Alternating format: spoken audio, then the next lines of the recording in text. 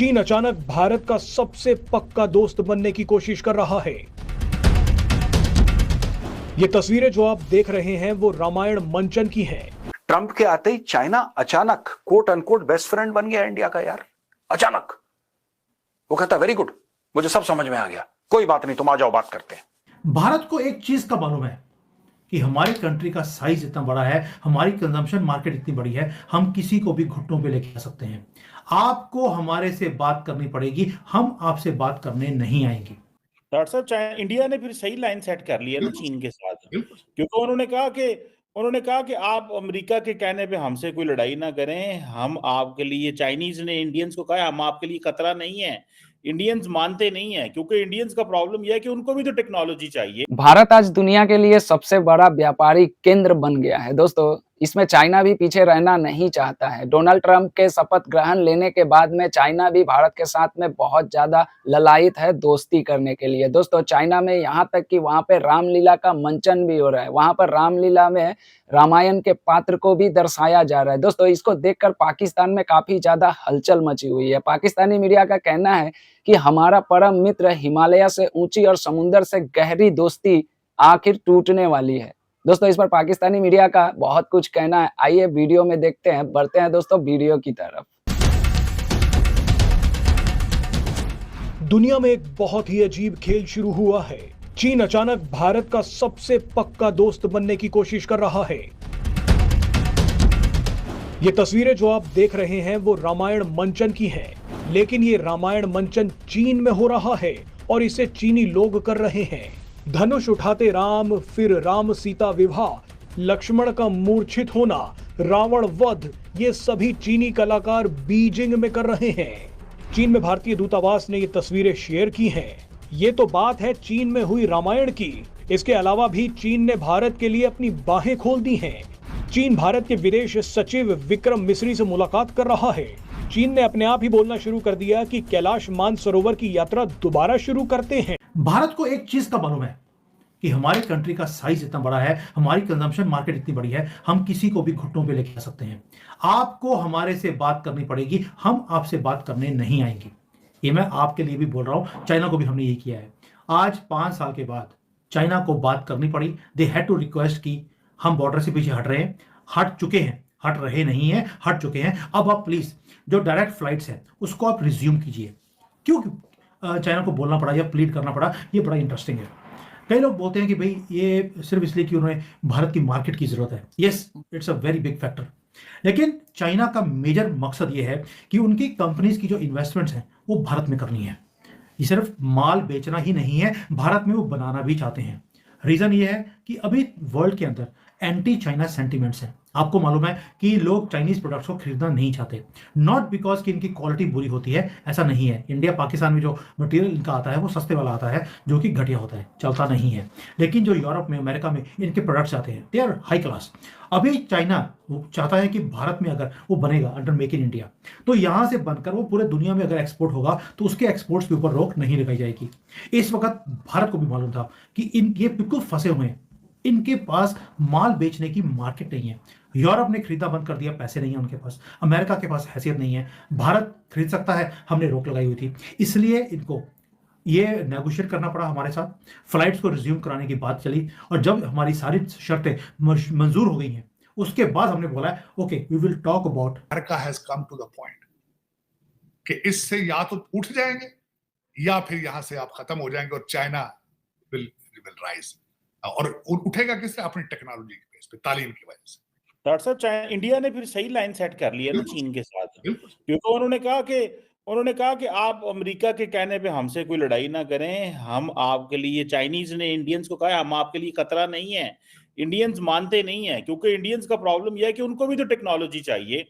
और तारड़ साहब, दूसरी बात यह है, टेक्नोलॉजी भी चाहिए। और जो डॉक्टर जयशंकर ने सारे का सारा राइजीना डायलॉग उठा के तारड़ साहब वो मिडिल ईस्ट में ले गए हैं, और वहां से वो सारे यूरोपियंस और अमेरिकन जो बच्चे इंडियंस थे उनको कहते हैं आओ जाके तुम मिडिल ईस्ट बैठ जाओ, नहीं आते इंडिया तो ना आओ, इधर बैठ जाओ, और अमारातियों का पैसा लगाएंगे और उस पैसे से वो चिप्स में और क्वांटम कंप्यूटिंग एंड एआई में पैसे लगा रहे हैं। तो उनके पास तो वो बिल्कुल ठीक है, मिडिल ईस्ट से भी इंगेज हो गए हैं और वो चीन से भी इंगेज हो गए हैं इंडियंस।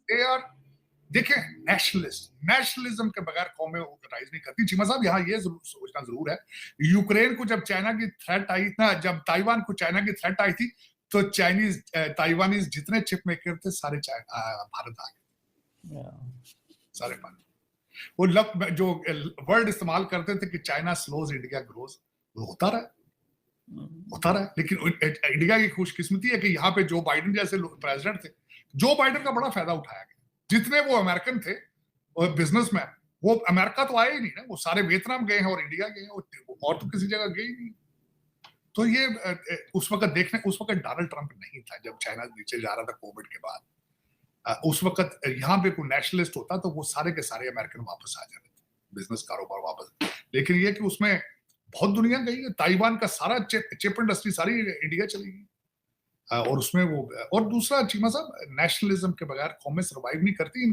हमारे तो हर बच्चे पाकिस्तानियों को पता ही नहीं नेशनलिज्म चीज क्या है। 77 ईयर्स हो गए जिनको अभी तक आइडेंटिटी क्राइसिस है, जिनको अभी तक पता ही नहीं कि हम कौन है। सुबह उठते हैं अरबी बन जाते हैं, शाम को पठान बन जाते हैं, सोने से पहले जो कुछ और बन जाते हैं, पता ही नहीं। ट्रंप के आते ही चाइना अचानक कोट अनकोट बेस्ट फ्रेंड बन गया इंडिया का यार, अचानक। वो कहता वेरी गुड, मुझे सब समझ में आ गया, कोई बात नहीं, तुम आ जाओ बात करते हैं। तो चाइना अब बात कर रहा है इंडिया से। यहां पे शी जिनपिंग और पुतिन के बीच में फोन कॉल हुआ। जैसे ही कॉन्ग्रेचुलेट उन्होंने करा, जैसे ही उन लोगों ने बोला ट्रंप को कि बहुत बहुत मुबारक हो राष्ट्रपति जी ने बोला कि आप मेरे भाई हो, आप मेरे चाचा हो, आप मेरे, मैं मजाक में बोल रहा हूं ऐसे ही, आप सब लोग मेरे भाई हो, well done well done well done. इन दोनों ने बात करी आपस में, शी जिनपिंग और पुतिन ने, और दोनों के बीच में यही बात हुई होगी। मैं आपको बता रहा हूं 100% कि ये अभी प्यार मोहब्बत की बातें कर रहा है, यही एक हाथ में गुम्मा उठा के बैठा है, ये अद्धा उठा के बैठा है, यही मारेगा ये। और यही हुआ, 2.5 दिन के अंदर, 1.5 दिन के अंदर उसने सबको थैंक यू कहना शुरू कर दिया। ठीक है, अब ये सब लोग they have started closing ranks, और ये इंडिया को भी इंक्लूड कर रहा है कि तुम भी आ जाओ यहाँ। देखिए दोस्तों, शुद्ध देसी भाषा में अगर कहा जाए तो बिना फायदा का कोई एक व्यक्ति दूसरे व्यक्ति से दोस्ती नहीं करता है, और ये देश पर भी लागू होता है। दो देशों के बीच में भी यही लागू होता है। जब तक किसी देश को दूसरे देश से फायदा नहीं होता है, तब तक उन दोनों के बीच में कोई भी डिप्लोमेटिक रिलेशन स्टेबल नहीं होती है। ठीक उसी तरह से चाइना और पाकिस्तान के बीच में जब चाइना को फायदा दिख रहा था, तो पाकिस्तान और चाइना की दोस्ती हिमालय से ऊंची और समुद्र से गहरी बन चुकी थी। लेकिन बीते कुछ सालों के अंदर में चाइना के इंजीनियर से लेकर चाइना के बहुत सारे ऐसे प्रोजेक्ट पर वहाँ पर हमले होते हैं। बलूचिस्तान में वहाँ पर इंजीनियरों को मार दिया जाता है, और चाइना के बहुत सारे ऐसे प्रोजेक्ट हैं जिसको नुकसान पहुँचाया जाता है। इससे चाइना को ये लगता है कि अब उसका जो प्रोजेक्ट है ग्वाडर का, पाकिस्तान चाइना इकोनॉमिक कॉरिडोर, वो अब फेल होते हुए नजर आ रहा है। और उसी के काउंटर करने के लिए भारत ने ईरान में चाबहार पोर्ट का निर्माण किया, और भारत ने एक रूट तैयार किया, ईरान होते हुए, अफगानिस्तान होते हुए, ताजिकिस्तान और भी बहुत सारे देशों के अंदर में व्यापार करने के लिए भारत ने एक गेम चेंजर के तहत एक प्लान बनाया और उसमें सफलता हासिल की। अब चाइना को ये दिख रहा है कि अगर उसका ग्वादर पोर्ट फेल हो जाता है, ग्वादर प्लान उसका फेल हो जाता है, तो चाइना को कच्चा माल और उसके एक्सपोर्ट इंपोर्ट करने के लिए सबसे छोटा रूट अगर कोई हो सकता है ऑप्शन के तौर पे, तो वो चाबहार पोर्ट हो सकता है। और चाइना भारत को बिना मिलाए इसमें शामिल नहीं हो सकता है। और दूसरा कारण मुझे ये लगता है कि डोनाल्ड ट्रंप जब से अमेरिका के राष्ट्रपति बने हैं, उन्होंने सारे देशों को धमकी दिया है कि अब वो 100% टैरिफ लगाएंगे, और अमेरिका सबसे ज्यादा बायर है चाइनीज सामानों का, तो इससे भी चाइना को बहुत ज्यादा घबराहट है। और तीसरी वजह मुझे ये लगता है कि अमेरिका भारत को काफी ज्यादा सपोर्ट करता है, और दुनिया जानती है कि अमेरिका चीन को टारगेट करने के लिए भारत को सपोर्ट करता है। तो चाइनीज जितने भी डिप्लोमेटिक है, चाइनीज जो भी प्रेसिडेंट है, चाइना के जो भी थिंक टैंक है, उन सभी को अब ये एहसास होने लगा है कि भारत अमेरिका के पक्ष में ना जाए, इसलिए भारत को अपने साथ मिलाकर रखना पड़ेगा। दोस्तों, यही कारण लग सकता है। वैसे मेरी इस पर ज्यादा नॉलेज नहीं है, लेकिन मुझे जितना नॉलेज है और मुझे जितना लगता है यही कारण हो सकता है, क्योंकि पाकिस्तान से दोस्ती करके और पाकिस्तान को मदद करके चाइना को कुछ हासिल नहीं हुआ। पाकिस्तान तो एक तरह से वो डूबती हुई इकोनॉमी है, और भारत दुनिया में सबसे ज्यादा